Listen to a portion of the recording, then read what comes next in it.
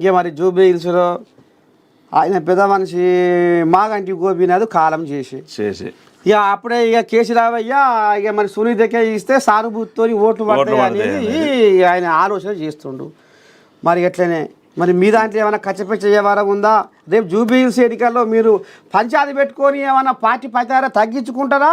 ఒక మాట మీద ఉండి మళ్ళా కంటోన్మెంట్ లాగా ముందుకు సాగుతుందా బండి? ఖచ్చితంగా ఎవరైతే చనిపోయిన తర్వాత అంటే ఇప్పుడు ఇది కొంచెం కాలం గడిచింది కానీ వెంటనే చనిపోయినటువంటి కంటోన్మెంట్ ఉంది కదా, కంటోన్మెంట్లో ఆమె చనిపోయిన తర్వాత సానుభూతి ఎవరికి రావాలి?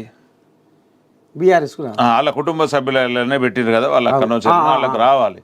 కానీ ఎటు పోయింది అంటే నిజంగా వాళ్ళకు సానుభూతి ఉంది. సాయన్నకు ఒక మంచి నాయకుడు, మంచి అక్కడ సేవ చేసిన వాడు అయినప్పటికీ కూడా ప్రజలు కేవలం కుటుంబం మీద సానుభూతి ఉంటుంది కానీ బీఆర్ఎస్ మీద వ్యతిరేకత ఉన్నది.